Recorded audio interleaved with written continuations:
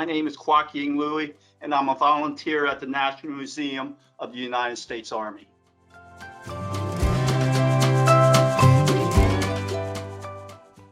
Well, I'm currently retired, looking for volunteer work. I'm a retired Department of Army civilian from the Department of Army back in November of 2009. So I've been kind of off the grid. So I was just looking for someone or something to kind of get back out in society and just kind of take care of some of my retired time, basically.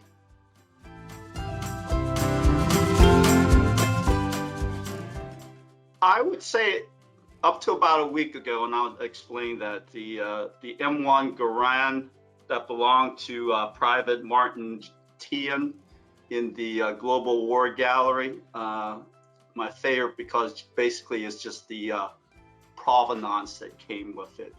Private Tisdale was Tian was 20 years old at the time. He part of the Army Airborne that was parachuted into Normandy the night before D-Day and the D-Day attack on France. Died shortly thereafter. M1 Garand has kind of a history of its own as far as battle implements of the American soldier. Like I said, he perished, quite frankly. He survived the parachute jump, but was killed, according to records, shortly thereafter. His rifle, I think, basically stayed in the undiscovered for about 70 years, and then it was picked up by a farmer in the field, I guess, where it was. Obtained by a colonel in the French Airborne, was then given to the French Colonel Chief of Staff back in the 2015, who presented it to General Miley, who was the Chief of Staff of the Army at the time, and then it was gifted to the Army Museum. Of course, General Miley now is the Chairman of the Joint Chiefs of Staff, but that whole provenance of what happened to that. And it's interesting, and it just kind of in by itself in the showcase there in the Global War Gallery there. And just by looking at it, I think a spectator, unless they really kind of knew the provenance and the history of that particular weapon, would be, quite frankly, amazed as much as I was. It's my favorite piece because it spoke to me, but until recently, I guess I would have to now say that that congressional gold medal presented to the Nisei warriors or soldiers back in what was it, 2000, I believe, type of thing, based on the current social situation, kind of a reminder of the, quite frankly, the sacrifice and devotion of duty to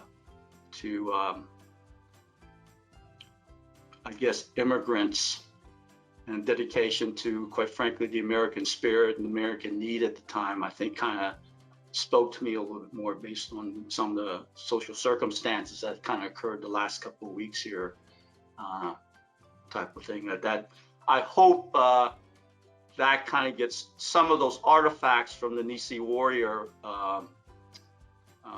exhibit, because I know it's a temporary exhibit, gets placed down in more one of the permanent exhibits down there. It kind of is a reminder of the sacrifices, I guess, to the Army and to the nation that various aspects of society of America at the time, ethnic groups have contributed greatly to this nation, type of thing.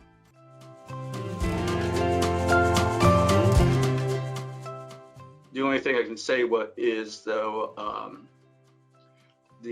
I volunteer as a theater ticket taker or seater the second day the museum opened. That's the day after Veterans Day, I believe. So again, and maybe because it was new, the enthusiasm,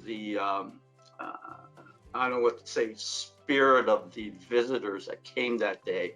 I know I felt it for the visitors that wanted to come in to see the film in the theater, and especially after they saw the film, kind of an appreciation of the Army and the core values that it tried to achieve and all that. That kind of was heartening and very uplifting for me anyway.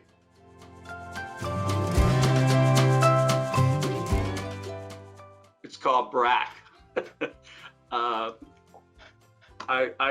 Yeah, BRAC. I worked let's see, like I say, I started out my military career, or I started out my my life work, Navy lieutenant, Navy military, separated after about 11 years of active duty, went into Department of the Navy working as a civilian.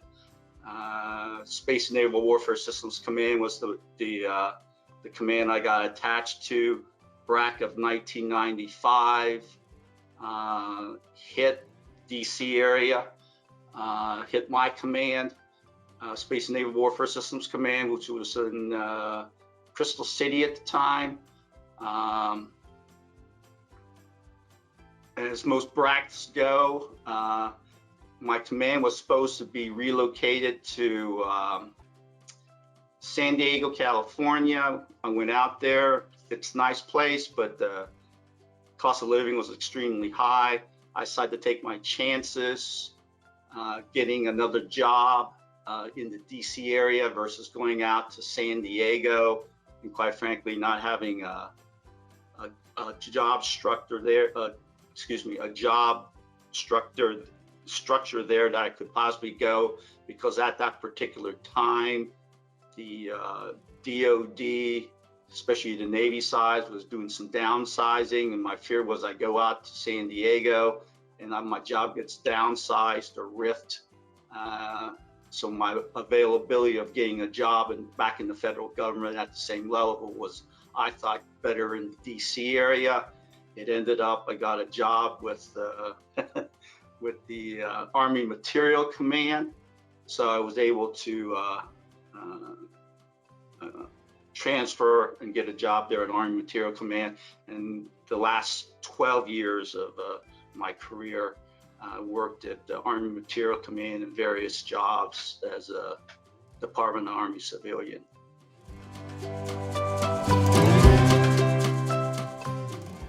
There are challenging jobs at any level in the Army. And I think mission-oriented people, I think, are the ones that do the best, can rise accordingly and things like that. I think obviously those who of us who consider serving and things like that, the mission gets drilled, mission completion, mission support gets drilled into you from day one. And if you decide to make a career of it, I think that becomes kind of your core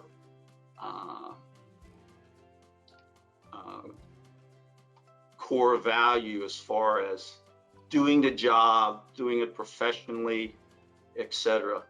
Much, quite frankly, like the core values that the Army kind of instilled of us all, type of thing. And I kind of take that to heart.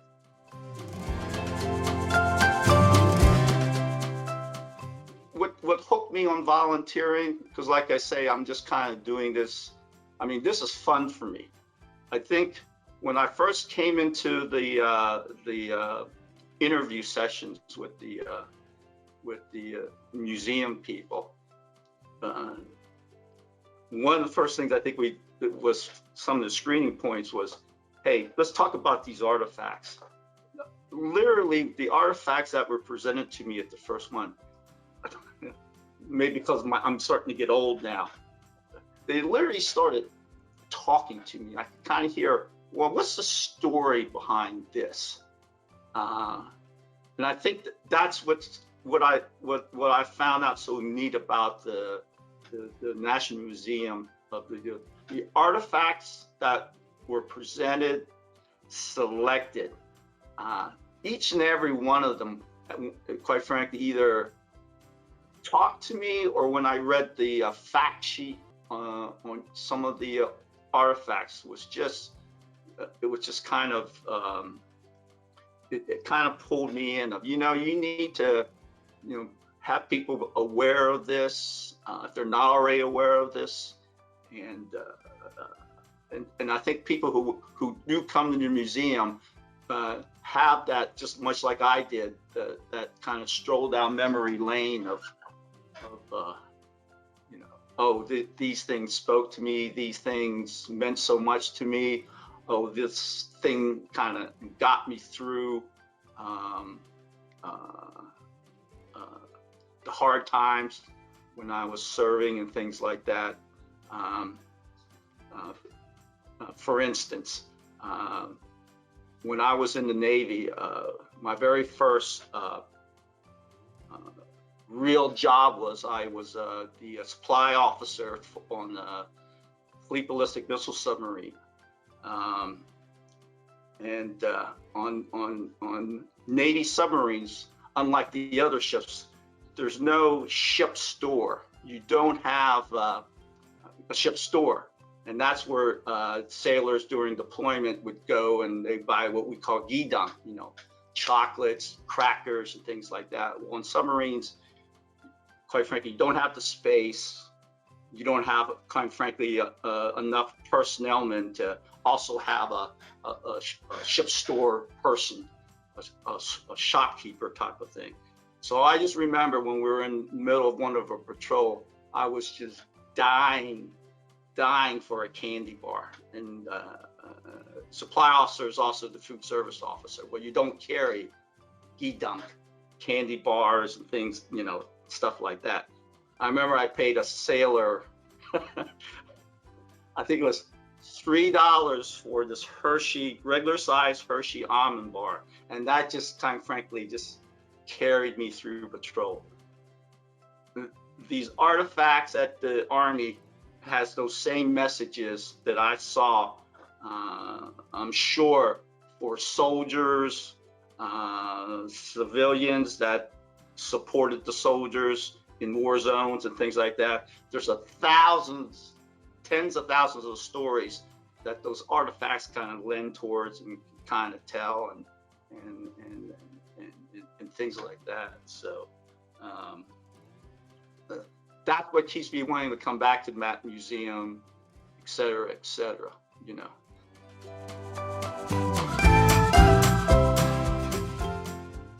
For me, it's just the overall, the vastness of it, the way the galleries have now come laid out, and the artifacts that are in the galleries, the theater experience and the film.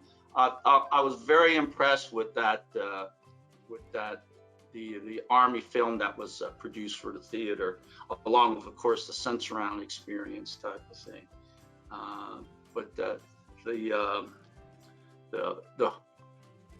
My personal experience, just being in that environment in that wonderful new museum, is to me worth the wait of me coming back to and volunteering my time for.